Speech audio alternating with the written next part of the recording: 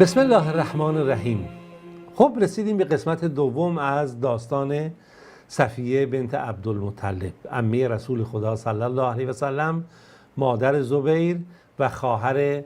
حمزه بن عبدالمطلب سید الشهدا. ما نقل کردیم که ایشون چگونه اسلام رو پذیرفت، در همون تلیه اولی بود که اسلام رو پذیرفت و چگونه فرزند خودش زبیر رو آموزش‌های نظامی میداد، در سخت‌ترین شرایط قرار میداد، در حالی که دیگران اعتراض میکردن و عموهاش و میگفت نه، من مادر سنگدلی نیستم، دارم زبیر رو آماده میکنم برای میدان نبردی که وقتی در برابر سپاه دشمنان قرار گرفت بتون اونها رو شکست بده و اونها رو اموالشون رو به غنیمت بگیره بر اساس همون فرهنگی که در قبل از اسلام بود. حالا صفیه بنت عبدالمطلب و فرزندش زبیر مسلمان شدند و نقل کردیم که صفیه هم علی‌رغمی که یک پیرزن 60 ساله محاسبه میشه و به حساب میاد، میدان جنگ و جهاد رو در برابر دفاع به خاطر دفاع از مسلمانان رها نمیکنه و همیشه در این میدان ها حضور داره. و ما سعی میکنیم در این قسمت دو صحنه از تصاویری رو که حضرت صفیه عمه رسول خدا صلی الله علیه و سلم در میدان جنگ حضور داشته و از خودش نقش آفرینی میکنه با هم بخونیم که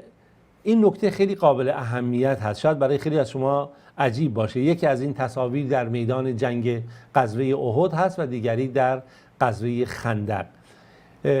خوب دقت کنید، در جنگ احد همه مسلمانان خارج شدند که در برابر گروه مشرکان قرار بگیرن و گروهی از زنان مسلمان هم برای جهاد در راه خدا همراه شدن با سپاه مسلمانان و زنان بالاخره آب جابجا می‌کردن، تشنگان رو آب می‌دادن، تیرها رو تیز می‌کردن، کمان‌ها رو مثلا تیرهایی که برای کمان هست، کمان‌هایی که میشکستن، کمان‌ها رو دوباره بازسازی می‌کردن، می‌بستن و از اون طرف هم خب حواسشون به میدان جنگ بود که کمکی بکنن به مجاهدان در فی سبیل الله. خب این چیز عجیبی هم نیست که در اون میدان ما میبینیم که هر کسی سعی میکنه که بالاخره کاری انجام بده و حواسش به سایر مجاهدان باشه، از جمله صفیه که خب چطور میشه صفیه عمه پیامبر حواسش به پیامبر خدا صلی الله علیه و سلم پسر برادرش نباشه و طرفی حمزه عبدالمطلب برادرش هم در اون میدان جنگ هست که شیر خدا هست، پسرش زبیر عوام هست که کنار رسول خدا صلی الله علیه و سلم هست و حواری پیامبر خدا هست. در هر صورت این جنگ هم جنگی بود که میشه گفت به نوعی تعیین کننده برای خیلی از مواردی بود و مشرکین اومده بودن برای بالاخره انتقام. وقتی که صحنه جنگ کاملا در گرفت و میشه گفت به شرایط خیلی حساسی نبرد رسیده بود و دشمنان تلاش میکردن مشرکان و قریشیان که خودشونو به رسول خدا صلی الله علیه و سلم برسونن، در اون لحظه یه دفعه صفیه احساس کرد نه، الان دیگه زمان نیست که تو بخوای آب بدی به مجاهدان. اون ظرف آب یا اون مشک آب هر چیزی داشت ایشون زمین انداخت و مثل یک ماده شیر قهرمان حمله برد به سپاه دشمنان برای اینکه اون هم بتونه در این زمینه حرکت بکنه و به هر طرف این سعی میکرد که دفاع کنه از مسلمانان. دید که یک کسی داره با تیر و کمانی عقب نشینی میکنه، گفت کجا داری میری؟ گفت من نمیتونم، شرایط خطرناکه، دارم میرم. گفت خب میری تیر و کمان تو به من بده. و از اون ور هم صفیه وارد میدان جنگ شده بود و همچنان با تیر و نیزه و شمشیر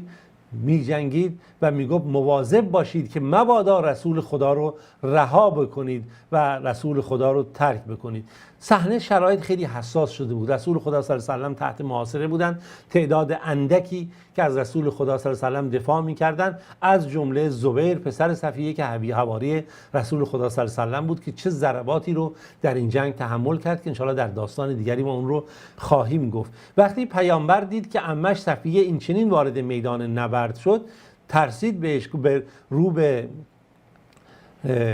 زبیر کرد، گفت نگاه کن زبیر، حواست به مادرت باشه، چرا که دیگه در این شرایطی بود که حمزه سید الشهدا شهید شده بود و سینه ایشون رو شکافته بودند و بالاخره ایشون رو مصلح کرده بودند، تکه تکه کرده بودند. گفت مواظب باش که به این منطقه نزدیک نشه مادر صفیه عمه من و حواست به اون باشه. با این جمله که المرأة یا زبیر، المرأة یا زبیر، حواست به اون باشه. زبیر رفت طرف مادرش، گفت مادر بس دیگه، نمیخواد به این سمت بیای. مادرش گفت ول کن، راهمو باز کن من بیام. گفت رسول خدا صلی الله علیه و آله دستور میده رسول الله که تو برگردی. گفت برای چی من برگردم؟ به من خبر رسیده که برادر من حمزه سید الشهدا شهید شده و این در راه خدا بوده، هیچ نگرانی نیست، راه من رو رها کن تا من بتونم بیام از رسول خدا صلی الله علیه و سلم دفاع بکنم. زمانی هم که جنگ به پایان رسید، صفیه رفت بالای سر جسد برادر خودش حمزه سید الشهدا، دید که سینه ایشون شکافته شده و بالاخره جگر ایشون در آورده شده، گوشهاشون بریده شده، بینیشون بریده شده و چهره ایشون رو تا پاره پاره کردن. کاری که مشرکان با کینه و عداوت انجام داده بودن. اینجا بود که طلب بخشش کرد برای حمزه و گفتش که هیچ مشکلی نیست، هر چه از اتفاق افتاده همه در راه خدا بوده و ما هم به اون چیزی که خداوند برای ما مقدر کرده ما راضی هستیم. والله لاصبرن، قسم به الله ما صبر میکنیم و این رو به خاطر خدا صبر میکنیم. و لاحتسبن ان شاء الله، و پاداش این صبر خودمون رو هم نزد خدا میدونیم، هیچ نگرانی نیست. این نگاه صفیه عمه رسول خدا رضی الله عنها هست بعد از اینکه میبینه برادر خودش حمزه سید الشهدا این چنین شهید شده، با این نگاهی کاملا مؤمنانه. اما صحنه دومی رو که میخوایم از در مورد صفیه مطرح کنیم، داستان بگیم، صحنه خیلی زیباتری هست، خیلی بهتر از اون چی که ما شاید تصور بکنیم، دارای یک تصاویر خیلی خاصی است. جنگ خندق هست. جنگ خندق پیامبر خدا صلی الله علیه و آله ناچار بود همه نیروها رو متمرکز بکنه در بیرون شهر مدینه، در اون خندقی که میکندند و آماده میکردن، چرا که احزاب همه از هر طرف آماده شده بودن. یهود در درون از پشت سر مسلمانان پیمان بسته بود با مشرکان، منافقان درون سپاه مسلمانان بودن و از اون ورم که قریش با تمام همپیمانان خودش مسلمانان رو در یک شرایط کاملا محاصره‌ای قرار داده بودن و خطر هم خیلی زیاد بود. این بود که پیامبر خدا صلی الله علیه و آله همه نیروهاش رو متمرکز کرده بود بر قسمت خندق، محلی بود که احتمال میدادن که دشمنان از اونجا حمله بکنن. پیامبر خدا رسول خدا صلی الله علیه و آله رسمشون بر این بود که وقتی در شرایط جنگی حاد قرار میگرفتن یا در موقعیتی، زنها رو، بچه‌ها رو، پیرمردها، اینا رو مثلا کسایی که ناتوان بودن در یک قلعه‌ای قرار میدادن که مبادا دشمن در شرایطی که اینا در حالت جنگ هستن اینها رو غافلگیر کنه، مثلا زن و بچه ها رو به اسارت بگیره یا موردی پیش بیاد که سبب شکست اینها بشه. این بود که در اون روز پیامبر خدا زنان، همچنین عمه خودش و تعدادی از زنان مسلمان و بچه ها اینا رو در قلعه حسان ابن ثابت که از پدران خودش حسان شاعر پیامبر به ارث برده بود اونها رو جمع کرد و این یک قلعه کاملا حصار شده بود و محکمی بود و یک کمی هم دورتر از اون شرایطی بود که مثلا دشمن بخواد بهش دسترسی پیدا بکنه و مرتفع هم بود. خب مسلمان ها هم که خب در شرایط خندق بودن و مشغول بودن و دیگه از زنها و مواردی که در اون قلعه بود دیگه غافل بودن. اما صفیه عمه رسول خدا صلی الله علیه و آله مادر زبیر دیگه میفهمید که باید اون مسئولیت خودش انجام بده. این پیرزن اینجا بیکار نبود و کاملا تا صبح مواظب بود که مبادا دشمن بخواد شبیخون بزنه، یواشکی بیان و نقشه‌ای داشته باشن و حواسش بود، گوشش، چشمش رو کاملا تیز کرده بود تا ببینه چه اتفاقی میفته. که ناگاه در یکی از این موقعیت‌ها یک فرد یهودی که از اون افرادی که پیمان با رسول خدا صلی الله علیه و آله شکسته بودن دید که داره به طرف قلعه میاد و اون فرد رو حس کرد که داره میاد و اون اومده بود که ببینه در اون قلعه چه خبره، آیا پیامبر برای این زنان و بچه‌ها نگهبانی گذاشته، نیروهایی گذاشته یا نه، یا اینها میتونن بالاخره حمله کنن یه شبیخونی کاری رو انجام بدن. وقتی که این رو متوجه شد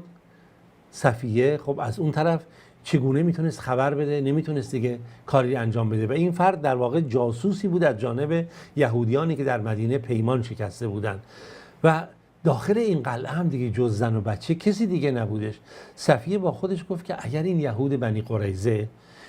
که اومدن الان پیمان شکستن، پیمانی رو که بین اونها و رسول خدا صلی الله علیه و آله بوده و اومدن دارن قریشیان و کفار رو حمایت میکنن و هم پیمانانشون رو علیه مسلمانان، اینها اگر بفهمن اینجا شرایط چه خبره خیلی وضعیت بد میشه و اگر ما به اسارت بیفتیم و زنها به اسارت بیفتن اونها میتونن که شرایط رو بد بکنن و مسلمانان آسیب جدی ببینن و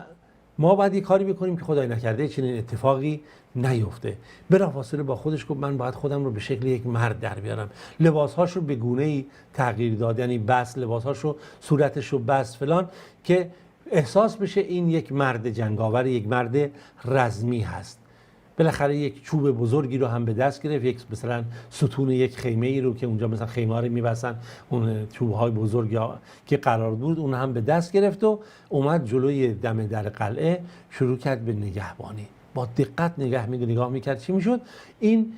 جاسوس هم که اومده بود متوجه نبود که شرایط این گونه هست. این همینجوری اومد و بالا شروع کرد نگاه کردن. یه دفعه این در یه موقعیت این جاسوس دید تا خودش نشون داد، با اون بالاخره ستون یا اون چوبی که در دستاش محکم بود، محکم به این جاسوس زد